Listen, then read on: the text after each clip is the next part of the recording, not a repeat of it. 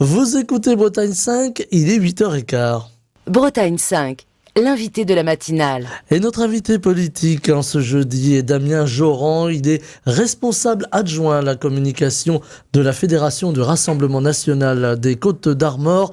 Et il est avec nous en direct ce matin. Je l'en remercie. Bonjour. Bonjour Stéphane Hamon, merci pour l'invitation. Alors on va parler de ce qui préoccupe aujourd'hui le Rassemblement National. Ce qui a sonné un peu quand même comme un coup de tonnerre, c'est le réquisitoire du tribunal au procès des assistants parlementaires du FN en son temps, du RN aujourd'hui. 5 ans de prison, dont 3 avec sursis et 5 ans d'inéligibilité requis contre Marine Le Pen. C'est un coup de massue. C'est un coup de massue effectivement qui peut sembler l'être, mais on est tout à fait serein quant au verdict final, parce que on a la sensation que la procureure est plus là pour casser le nom de Le Pen, casser le Rassemblement National, casser la seule véritable opposition au président Macron, plutôt qu'à faire entendre un semblant de justice dans ce pays. Selon vous, c'est plutôt un procès, alors je mets les guillemets qui s'imposent, mais politique? Tout à fait. Tout à fait, c'est un procès politique qui vise à choisir l'opposant au candidat de la majorité présidentielle en 2027. Le camp de la majorité présidentielle ne veut pas que cela soit Marine Le Pen, donc il fait son possible pour faire en sorte que la candidate du Rassemblement National, qui est Marine Le Pen, soit cassée complètement en face de ce tribunal, en face de ce semblant de justice. Alors, néanmoins, la justice passe. Il y a eu des erreurs dans la gestion. Il y a eu des erreurs aussi au niveau comptable, on peut le dire, au niveau du Rassemblement National. C'est plutôt le poids de la peine demandée qui est surprenant, selon vous? Tout à fait, elle est surprenante et elle est démesurée, exagérée, mais vous savez, le jour où les procureurs feront eux-mêmes la justice, ça sera inquiétant. Le verdict n'a pas été rendu, c'est un réquisitoire complètement à charge qui a été délivré par la procureure et qui dit elle-même que ça lui fait mal de demander la relaxe, sachant qu'elle n'a rien contre des accusés. Donc moi ça me surprend, et puis par rapport au verdict final qui sera rendu dans les prochaines semaines, dans les prochains mois, moi je suis tout à fait serein quant à l'innocence et à la relaxe de Marine Le Pen. Alors Marine Le Pen avait prévenu son entourage proche en disant voilà, ça peut arriver. Alors je rappelle que pour l'instant il n'y a pas eu de jugement de rendu, hein. Il s'agit juste d'un réquisitoire, on précise bien les choses. Mais si demain Marine Le Pen, par exemple, ne peut pas se lancer dans la course à la présidentielle pour 2027, il reste 3 ans, si elle a 5 ans d'inéligibilité, on comprend bien que voilà, ça ne sera pas possible. On voit déjà un petit peu les regards se tourner vers un certain Jordan Bardella. Écoutez, on va pas faire de politique fiction ici ce matin, ça serait désolant que Marine Le Pen ne puisse pas être candidate à la prochaine élection présidentielle, mais j'ai la conviction qu'elle pourra l'être et qu'elle le sera, et qu'elle fera un score très important au point d'être élue présidente de la République. Mais si effectivement elle ne peut pas demain l'être, pour des raisons d'inéligibilité ou d'autres raisons, bien effectivement Marine Le Pen a formé avec Jordan Bardella un ticket pour la présidence de 2027. Alors un ticket, pour ceux qui ne sont pas adeptes de la politique américaine, consiste en l'élection d'un président et d'un vice-président outre-Atlantique. Alors ici on a repris ça un petit peu à notre sauce. Marine Le Pen irait à l'Élysée, Jordan Bardella irait à Matignon. Par rapport à l'élection présidentielle de 2027, si Marine Le Pen ne peut pas y aller, eh bien, tout porte à croire que cela sera potentiellement Jordan Bardella qui pourrait y aller. Mais encore une fois, on ne va pas faire de politique fiction, cela sera Marine Le Pen qui sera candidate pour le Rassemblement National en 2027, j'en ai la certitude. Voilà, alors tout ce que vous dites est enregistré, hein. Je fais un peu comme le tribunal, donc on peut ressortir les archives. Damien Joran, il y a d'autres sujets de préoccupation évidemment qui sont des sujets politiques mais qui concernent directement les Français. On pense à l'agriculture, les agriculteurs sont très en colère et ils redescendent dans la rue. Voilà, ils avaient mis un petit peu entre parenthèses leur lutte au pluriel parce que voilà, ils ont un travail qui est un travail des champs, qui est un travail du temps. Là voilà, ils redescendent dans la rue, ils ne sont pas contents. On parle du Mercosur, évidemment, cet accord qui pourrait intervenir à Bruxelles, dont la France ne veut pas d'ailleurs. Est-ce qu'il faut une fois encore remettre le métier sur l'ouvrage ou l'ouvrage sur le métier pour voilà, essayer de faire passer l'idée que cette mondialisation à tout crin n'est pas bonne pour l'agriculture? Vous l'avez dit, ces agriculteurs-là ont un métier. Je sais qu'il y en a qui m'écoutent ce matin. 80, 90, 100, 120 heures par semaine. Effectivement, ils ont mis entre parenthèses leur lutte, mais pas leur revendication, je tiens à le dire, par rapport aux récoltes saisonnières de l'été et puis de l'automne. Mais effectivement, la France n'en veut pas de ce Mercosur. Le Rassemblement national n'en veut pas. La ministre de l'Agriculture, Annie Genevard, en catimini, vient nous faire comprendre qu'elle peut potentiellement le faire accepter, donner la voix de la France pour un oui, alors que elle vient dire sur les plateaux de télé qu'elle n'en veut pas, que ce serait une honte et une incompréhension pour les agriculteurs français que le fait de le faire accepter. Mais ce qu'il faut comprendre avec ce Mercosur, c'est que cela signerait la mort de notre agriculture française. Nous avons perdu en près de 20 ans un quart de nos agriculteurs. Ils étaient 1 million au début des années 80, 1 600 000. Aujourd'hui, il y a 1 million de moins. Une telle hécatombe parmi nos agriculteurs français, devrait être une priorité au sommet de l'État. Et pourtant, on constate que le Premier ministre Michel Barnier, que le Président de la République, que la ministre de l'Agriculture n'en ont rien à faire. Et pour preuve, les agriculteurs redescendent aujourd'hui dans les rues pour faire entendre leurs revendications. Ils ont fait en sorte que leurs revendications soient entendues par la France entière en début d'année.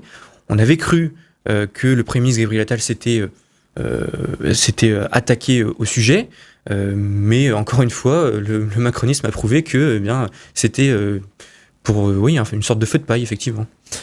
Si demain, ces accords avec les pays d'Amérique du Sud en particulier, on pense au Brésil, avec toute une polémique autour de la viande en ce moment, la viande brésilienne qui pourrait être importée, avec des normes qui ne sont pas du tout les mêmes que les normes très strictes, les normes sanitaires très strictes que l'on demande aux agriculteurs français. On entend les agriculteurs dire que si demain, on installait ce Mercosur, en tout cas s'il était voté, s'il était entériné au niveau de l'Europe, ce serait la mort de l'agriculture française. On en est là aujourd'hui.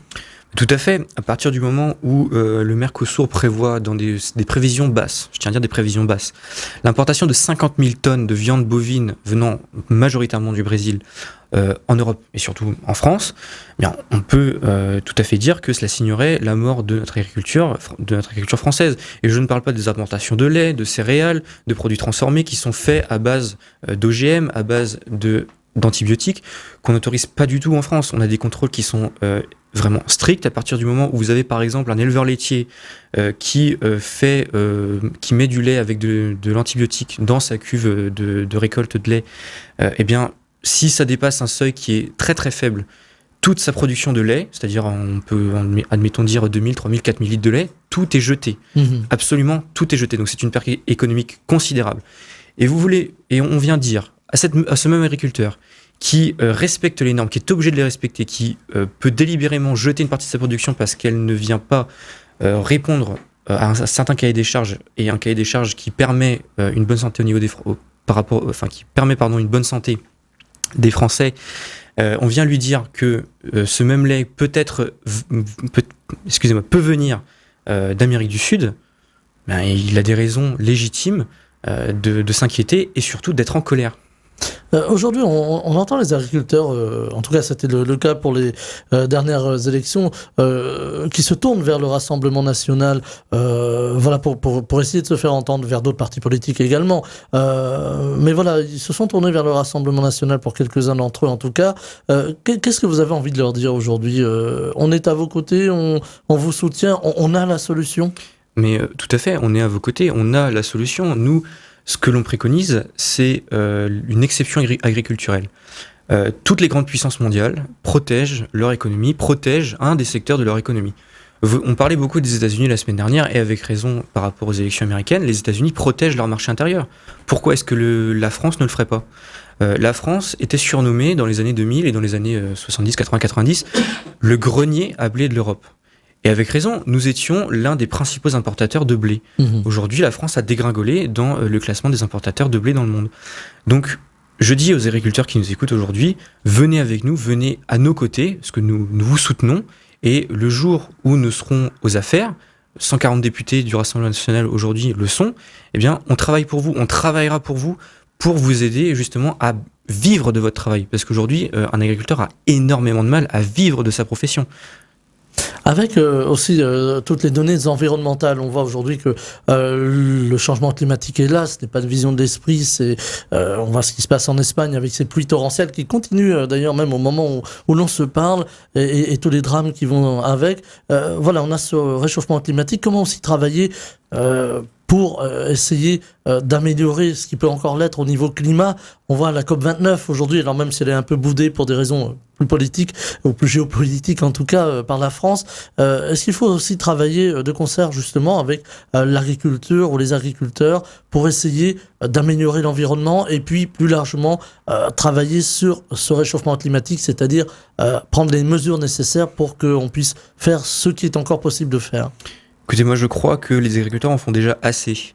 Le premier écologiste, selon moi, c'est l'agriculteur, parce que à partir du moment où cet agriculteur-là va entretenir des pâturages, des prairies permanentes, va faire en sorte d'entretenir les bocages sur ses talus, avec les arbres qu'il peut y avoir et toute la végétation qui s'ensuit. Mais pour mon sens, c'est le premier écologiste. C'est pas le bobo parisien qui vient dire à ce même agriculteur-là, faut plus que tu mettes de pesticides, faut arrêter de faire ci, faut arrêter de faire ça. L'agriculteur, c'est le professionnel de la nature et il faut respecter sa parole, il faut respecter son expérience. Moi, à mon sens, j'aurais plus tendance à dire que ce qui détruit aujourd'hui notre planète, c'est ce dont on parlait tout à l'heure, c'est les accords de libre-échange, le Mercosur. Les 40 plus gros porte-conteneurs français émettent autant que l'ensemble du parc automobile français.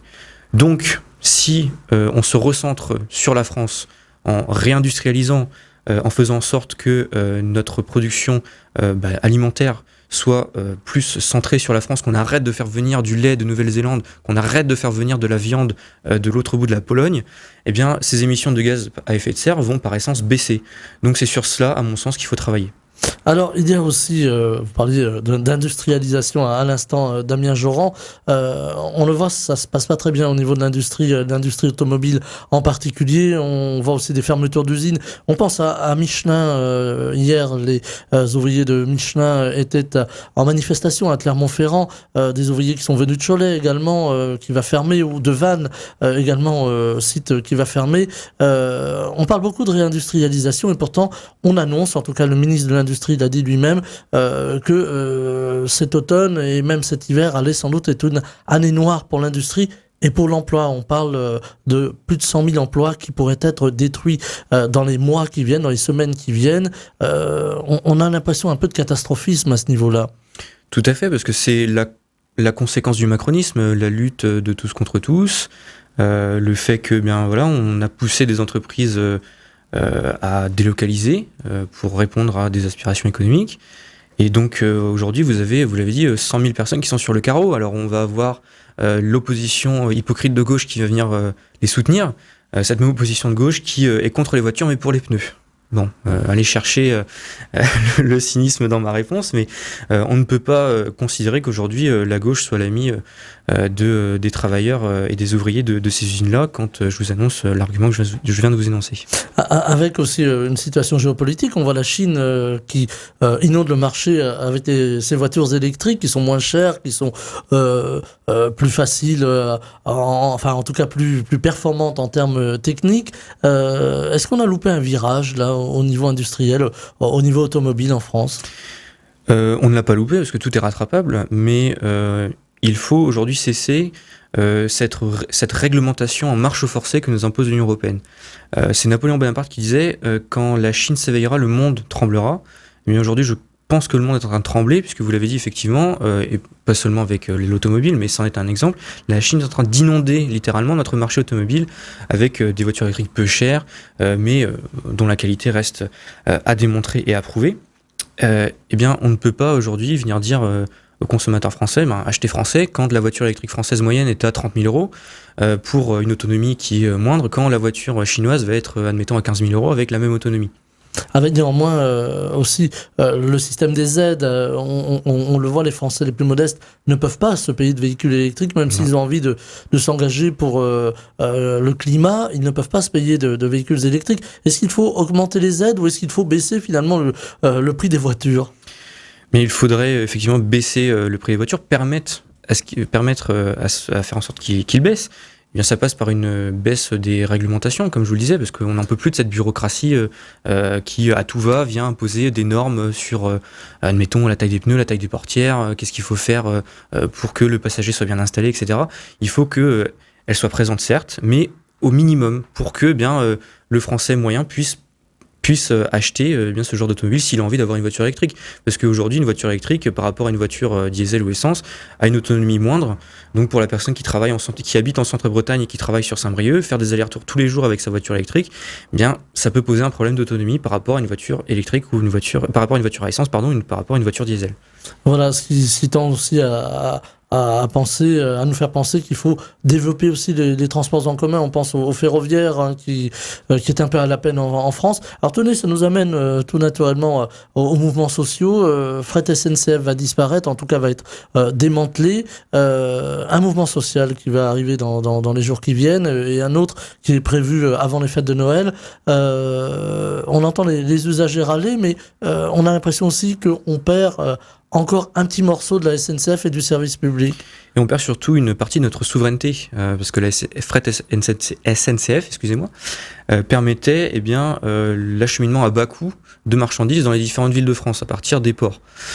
Cette action de démantèlement a été faite en catimini. Le gouvernement n'assume pas de démanteler notre souveraineté pour la faire remplacer par quoi ? La privatisation peut-être ? Par la privatisation ou par je ne sais quelle société européenne qui viendra remplacer SNCF Fret avec des coûts qui seront peut-être sans doute plus élevés.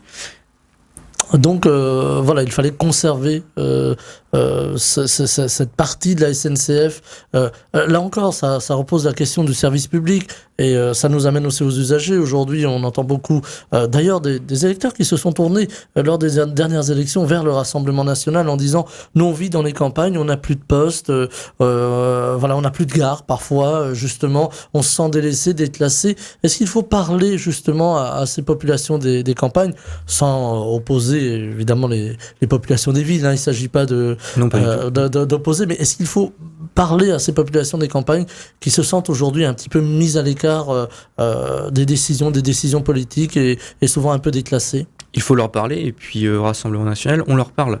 Vous regardez la carte des dernières échéances législatives, partout, la plupart des communes où le Rassemblement national arrive en tête, ce sont des communes rurales qui se sentent délaissées.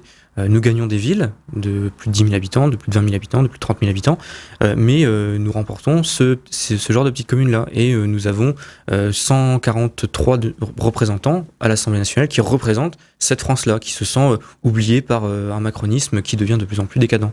Alors, comparaison n'est pas raison, mais on a entendu beaucoup parler ces derniers jours des États-Unis, et pour cause, la réélection de Donald Trump, réélection qui fait couler beaucoup d'encre ici en France et plus largement en Europe, avec des dispositions au niveau, en tout cas, de la sécurité et de l'OTAN qui pourraient peut-être changer prochainement. Donald Trump a quelques idées en la matière, mais Donald Trump a aussi été élu, dit-on en tout cas, parce qu'il a su parler aux populations de l'Amérique profonde.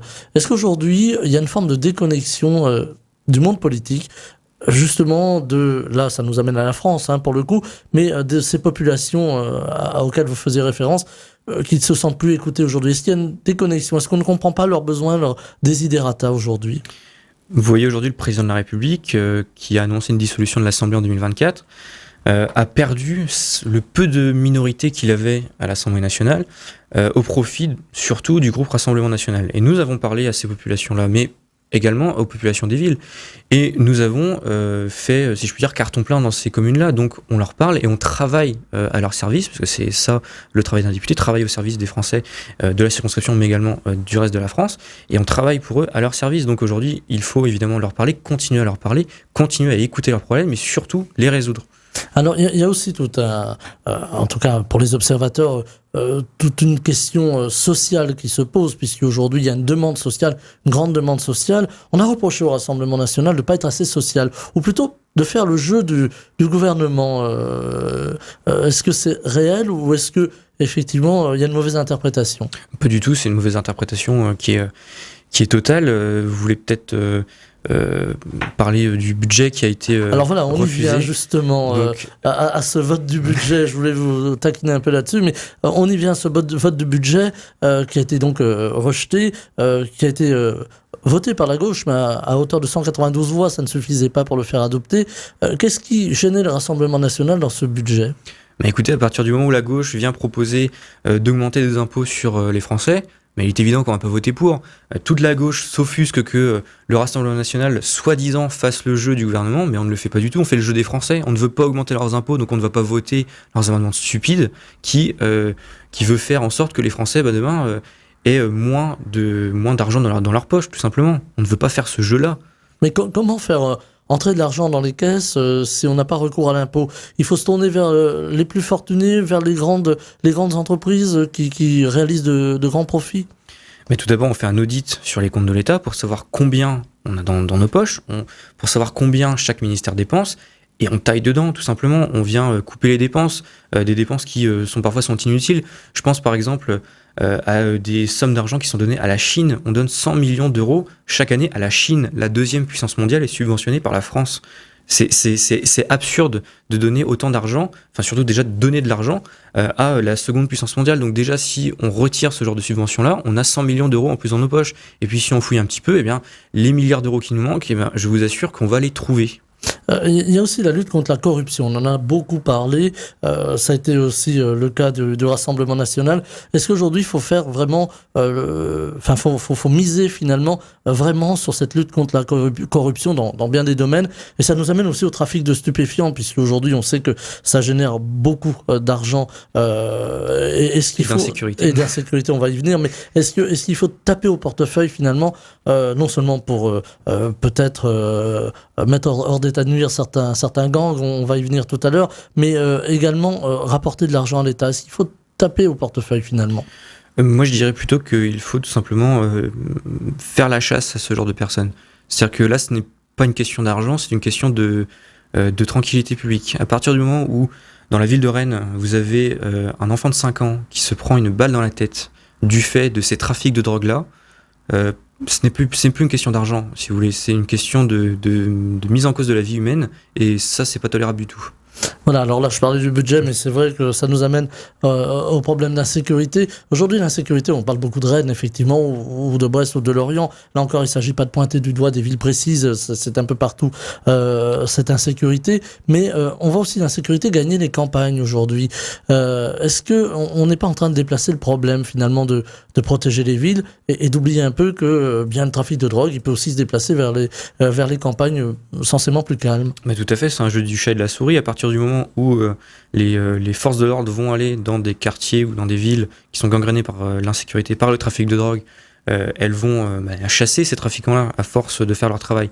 Mais ce problème-là, effectivement, est déplacé, parce que le trafiquant de drogue moyen, à mon sens, si il ne peut plus faire son business, alors je mets des gros guillemets par rapport à ça, parce que c'est évidemment quelque chose qu'il ne faut pas faire et qui est franchement sale, eh bien il va aller dans les campagnes, là où il va être entre guillemets tranquille, et donc on déplace le problème, on déplace l'insécurité, on va déplacer le trafic de drogue, et c'est pas du tout ce qui est souhaitable. Alors, le trafic de drogue qui gagne les campagnes, cette insécurité qui va avec, qu'est-ce qu'il faut faire ? Il faut là aussi être plus coercitif au niveau de la justice. On dit que la justice manque de moyens. Il faut lui donner les moyens de pouvoir répondre. Il faut lui donner les moyens, il faut donner les moyens aux forces de l'ordre de pouvoir accomplir leur mission. Et il faut faire en sorte que la justice soit véritablement punitive. Faire en sorte que bien demain, un trafiquant de drogue qui est attrapé pour trafic de drogue, finisse l'année, et puis même beaucoup plus, en prison, et que ce soit véritablement une peine de prison ferme. Pas qu'on ait des peines avec sursis ou des stages de citoyenneté comme on en voit partout. Il faut que la justice, à ce niveau-là, devienne beaucoup plus dure. Est-ce qu'il faut travailler aussi sur le volet éducatif ? On entend beaucoup parler aujourd'hui de l'éducation nationale avec une réforme qui va toucher les jeunes élèves. On voit aujourd'hui que souvent les jeunes qui plongent dans le trafic de drogue sont de plus en plus jeunes déjà et souvent sont déscolarisés, il y a des problèmes sociaux à gérer. Est-ce que le Rassemblement national, là aussi, a une réflexion autour de l'éducation et de la possibilité peut-être d'empêcher ces jeunes de tomber dans le trafic ? C'est pas une politique véritablement précise de dire on va éviter aux jeunes de tomber dans le trafic de drogue. C'est une politique plutôt générale sur l'éducation. C'est rehausser le niveau global dans l'enseignement. Quand vous voyez aujourd'hui que le bac de mathématiques sera mis maintenant dans l'année de première, alors que en 2020 il avait été supprimé et en 2019 il avait été complètement décalé. Nos jeunes ne sont pas des cobayes. Il faut aujourd'hui que le président Macron, avec son Premier ministre Michel Barnier, arrête totalement de prendre nos lycéens pour des cobayes. Et nous, ce que nous voulons faire, c'est que l'éducation redevienne une priorité, que le professeur dans la classe soit respecté, qu'il y ait véritablement une hiérarchie dans la classe, et que le professeur soit écouté, et que l'enseignement soit véritablement inculqué aux élèves de façon précise et de manière beaucoup plus qualitative par rapport à ce qui se fait aujourd'hui. Alors, l'éducation, il faut évidemment des réformes, on en parle très souvent. Pas facile de réformer l'éducation, il y a quand même des résistances aujourd'hui. Tout à fait, il y a des résistances, et puis ça vient surtout de cette volonté du ministère de l'Éducation nationale de ne rien changer, de rester dans la droite ligne de ce qu'a fait François Hollande, parce qu'il ne faut pas croire qu'aujourd'hui le ministère de l'Éducation est acquis au président Macron. La plupart des fonctionnaires du ministère de l'Éducation nationale sont des personnes de gauche qui tendent à respecter une idéologie de gauche. Donc je ne dirais pas que le président Macron se fait respecter sur ce point-là, mais cette idéologie de gauche qui gangrène aujourd'hui notre éducation nationale, et aujourd'hui il faut tout simplement arrêter ça et arrêter de mettre une idéologie au centre de notre éducation et faire en sorte que l'éducation reste éducation et non pas qu'on tombe dans la politique auprès de nos enfants. Un dernier mot, il nous reste quelques minutes. Je voulais vous entendre aussi sur le climat aujourd'hui en France, avec le conflit en Ukraine d'un côté, mais aussi le conflit au Proche-Orient qui cristallise beaucoup de colère en France. Il y a un match ce soir, le match France-Israël, sous haute protection, sous haute sécurité. Le président de la République et le Premier ministre seront présents au Stade de France. Il fallait maintenir ce match. Tout à fait, il fallait maintenir ce match. Quand vous voyez que ce match-là, et vous l'avez dit, est mis sous haute protection policière, on se demande à cause de qui. C'est à cause de la gauche, manifestement. Qui vient dire Israël n'a pas sa place en France pour jouer un match de foot. Israël a toute sa place en France pour jouer un match de foot. Parce que simplement c'est du sport. On ne met pas la politique dans le sport. Avec néanmoins ce qui s'est passé à Amsterdam la semaine dernière, voilà, là aussi qui dénote le climat, on le voit, même si quelques supporters israéliens avaient commis quelques exactions, il faut le dire pour être juste dans l'information, avant le match, il y a eu ces violences. C'est intolérable ces violences aujourd'hui en France, enfin en tout cas à Amsterdam, en Hollande, mais on l'a vu aussi en France, dans une moindre mesure, c'est intolérable ces violences. C'est tout à fait intolérable et ça n'a pas à se produire aujourd'hui en France. Et contre quelconque nationalité, quelconque violence n'a pas à avoir lieu sur le sol national et sur d'autres sols, mais en particularité sur le sol national, à l'encontre de supporters qui viennent tout simplement soutenir une équipe sportive. Ça n'a pas à déborder dans la violence parce qu'il y a de la politique qui vient se mêler à ça ou parce que le score ne plaît pas à l'équipe d'en face. Un dernier mot, vous allez regarder le match? Tout à fait, je vais regarder le match, je vais soutenir l'équipe de France, bien sûr. Voilà, c'était Damien Joran qui était avec nous, notre invité politique. Il est responsable adjoint à la communication de la Fédération du Rassemblement National des Côtes-d'Armor. Il était en direct pour commenter l'actualité. Merci beaucoup, très belle journée. Merci à vous, bonne journée. Bretagne 5, Stéphane Hamon, le 7-9.